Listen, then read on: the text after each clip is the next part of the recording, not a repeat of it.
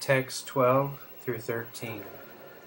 Arjuna uvacha param brahma param dhammam pavitram paramam bhavam parusham shashvatam divyam adidevam ajam vibhum ahustevam rishaya sabe devarishi naradastatam astito devalo vyasa Svayam Teva Pravishti Me. Translation. Arjuna said, "You are the Supreme Brahman, the ultimate, the supreme abode and purifier, the absolute truth and the eternal divine person. You are the primal God, transcendental and original, and you are the unborn and all-pervading beauty. All the great sages such as Narada, Asita, Devala, and Vyasa proclaim this of you, and now you yourself are declaring it to me." Purport. In these two verses, the Supreme Lord gives a chance to the modern philosopher, for here it is clear that the Supreme is different from the individual soul. Arjuna, after hearing the essential 4 verses of Bhagavad Gita in this chapter, became completely free from all doubts and accepted Krishna as the Supreme Personality of Godhead. He at once boldly declares, "You are Param Brahma, the Supreme Personality of Godhead." And previously, Krishna states that he is the originator of everything and everyone. Every demigod and every human being is dependent on him. Men and demigods, out of ignorance, think that they are absolute and independent of the Supreme Lord Krishna. That ignorance is removed perfectly by the discharge of devotional service. This is already explained in the previous verse by the Lord. Now, by his grace, Arjuna is accepting him as the supreme truth in concordance with the Vedic injunction. It is not because Krishna is an intimate friend of Arjuna that he is flattering him by calling him the Supreme Personality of Godhead, the Absolute Truth. Whatever Arjuna says in these 2 verses is confirmed by Vedic truth. Vedic injunctions affirm that only one who takes to devotional service to the Supreme Lord can understand him, whereas others cannot. Each and every word of this verse spoken by Arjuna is confirmed by Vedic injunction. In the Kana Upanishad, it is stated that the Supreme Brahman is the rest for everything, and Krishna has already explained that everything is resting on him. The Mundaka Upanishad confirms that the Supreme Lord, in whom everything is resting, can be realized only by those who engage constantly in thinking of him. This constant thinking of Krishna is smaranam, one of the methods of devotional service. It is only by devotional service to Krishna that one can understand his position and get rid of this material body. In the Vedas, the Supreme Lord is accepted as the purest of the pure.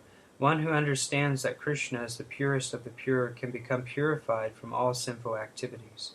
One cannot be disinfected from sinful activities unless he surrenders unto the Supreme Lord. Arjuna's acceptance of Krishna as the Supreme Pure complies with the injunctions of Vedic literature. This is also confirmed by great personalities, of whom Narada is the chief. Krishna is the Supreme Personality of Godhead, and one should always meditate upon him and enjoy one's transcendental relationship with him. He is the Supreme Existence. He is free from bodily needs, birth, and death. Not only does Arjuna confirm this, but all the Vedic literatures, the Puranas, and histories. In all Vedic literatures, Krishna is thus described, and the Supreme Lord himself also says in the 4th chapter, "Although I am unborn, I appear on this earth to establish religious principles." He is the supreme origin. He has no cause, for he is the cause of all causes, and everything is emanating from him. This perfect knowledge can be had by the grace of the Supreme Lord. Here Arjuna expresses himself through the grace of Krishna. If we want to understand Bhagavad Gita, we should accept the statements in these 2 verses. This is called the parampara system, acceptance of the disciplic succession. Unless one is in the disciplic succession, he cannot understand Bhagavad Gita. It is not possible by so-called academic education. Unfortunately, those proud of their academic education, despite so much evidence in Vedic literatures, stick to their obstinate conviction that Krishna is an ordinary person. Text 14. Savam edaritam manye yan maham vadasi keshava nahi te bhagavan vyaktim viduriva nadanava. Translation. O Krishna, I totally accept as truth all that you have told me. Neither the gods nor demons, O Lord, know thy personality. Purport. Arjuna herein confirms that persons of faithless and demoniac nature cannot understand Krishna. He is not even known by the demigods, so what to speak of the so-called scholars of this modern world? By the grace of the Supreme Lord, Arjuna has understood that the supreme truth is Krishna and that he is the perfect one. One should therefore follow the path of Arjuna. He received the authority of Bhagavad Gita. As described in the 4th chapter, the parampara system of disciplic succession for the understanding of Bhagavad Gita was lost, and therefore Krishna re-established this disciplic succession with Arjuna because he considered Arjuna his intimate friend and a great devotee. Therefore, as stated in our introduction to Gitopanishad, Bhagavad Gita should be understood in the parampara system. When the parampara system was lost, Arjuna was again selected to rejuvenate it. The acceptance of Arjuna of all that Krishna says should be emulated. Then we can understand the essence of Bhagavad Gita, and then only can we understand that Krishna is the Supreme Personality of Godhead. Text 15. Svayam etamatatmanam vitatevam purushottama uta bhavana bhutesha deva deva jagapate. Translation. Indeed, you alone know yourself by your own potencies, O origin of all, Lord of all beings, God of gods, O Supreme Person, Lord of the universe. Purport. The Supreme Lord Krishna can be known by persons who are in a relationship with him through the discharge of devotional service, like Arjuna and his successors. Persons of demoniac or atheistic mentality cannot know Krishna. Mental speculation that leads one away from the Supreme Lord is a serious sin, and one who does not know Krishna should not try to comment on Bhagavad Gita. Bhagavad Gita is the statement of Krishna, and since it is the science of Krishna, it should be understood from Krishna as Arjuna understood it. It should not be received from atheistic persons. The supreme truth is realized in 3 aspects, as impersonal Brahman, localized Paramatma, and at last as the Supreme Personality of Godhead. So at the last stage of understanding the absolute truth, one comes to the Supreme Personality of Godhead. A liberated man and even a common man may realize impersonal Brahman or localized Paramatma, yet they may not understand God's personality from the verses of Bhagavad Gita, which are being spoken by this person, Krishna.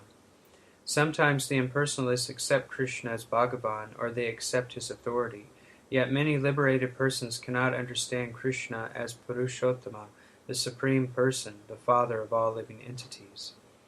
Therefore Arjuna addresses him as Purushottama, and if one comes to know him as the Father of all the living entities, still one may not know him as the Supreme Controller. Therefore he is addressed here as Bhutesha, the Supreme Controller of everyone. And even if one knows Krishna as the Supreme Controller of all living entities, still one may not know that he is the origin of all the demigods. Therefore he is addressed herein as Devadeva, the worshipful God of all demigods.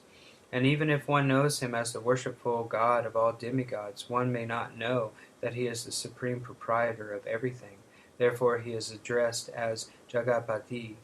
Thus the truth about Krishna is established in this verse by the realization of Arjuna, and we should follow in the footsteps of Arjuna to understand Krishna as he is.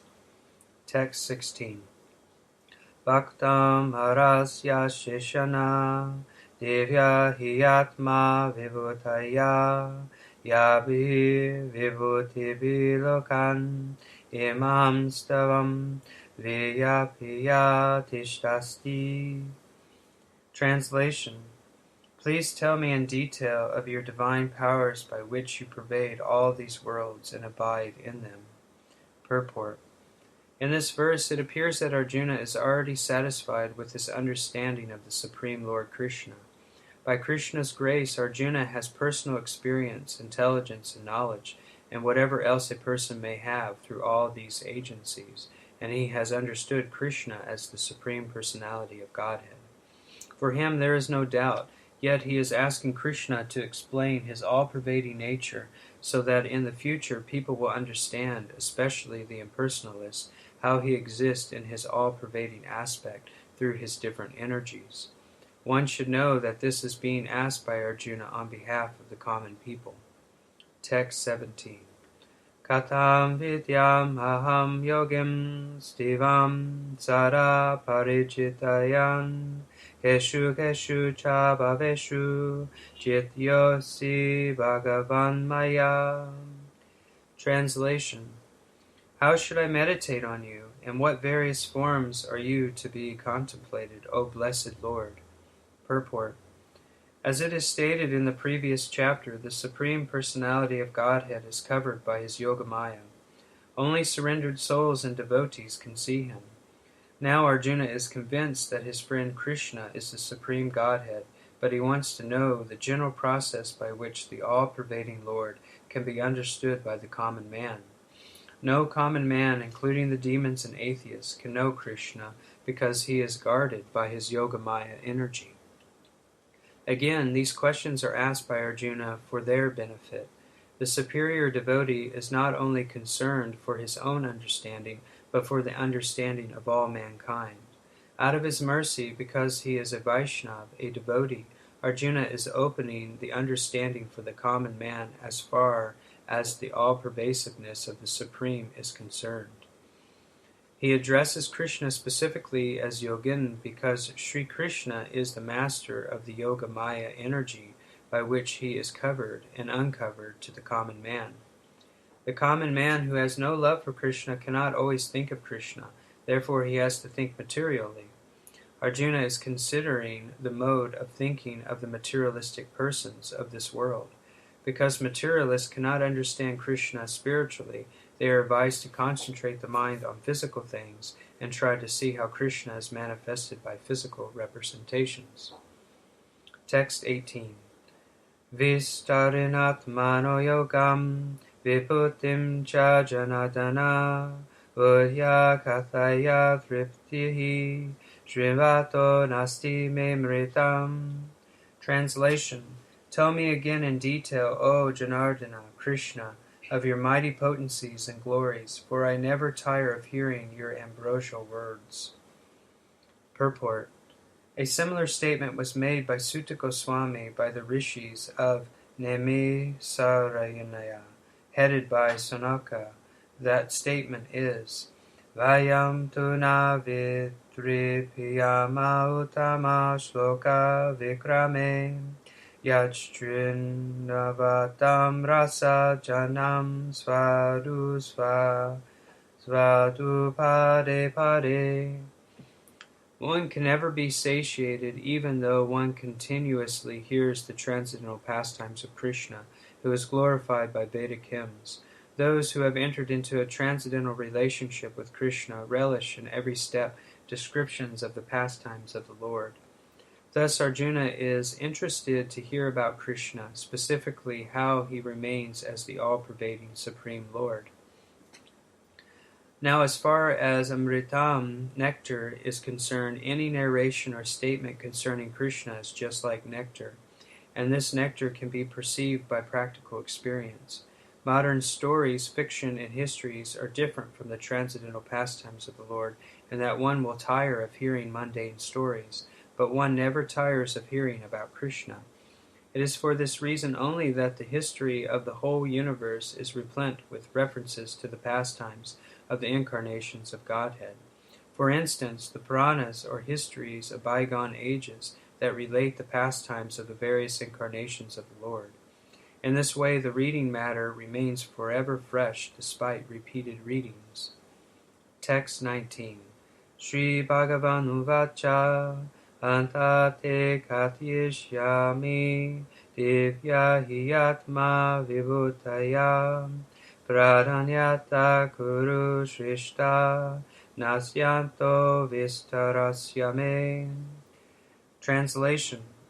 The Blessed Lord said, "Yes, I will tell you of my splendorous manifestations, but only of those which are prominent, O Arjuna, for my opulence is limitless." Purport. It is not possible to comprehend the greatness of Krishna and his opulences. The senses of the individual soul are imperfect and do not permit him to understand the totality of Krishna's affairs. Still, the devotees try to understand Krishna, but not on the principle that they will be able to understand Krishna fully at any specific time or any state of life. Rather, the very topics of Krishna are so relishable that they appear to them as nectar. Thus they enjoy them. In discussing Krishna's opulences and his diverse energies, the pure devotees take transcendental pleasure, therefore they want to hear and discuss them. Krishna knows that living entities do not understand the extent of his opulences. He therefore agrees to state only the principal manifestations of his different energies.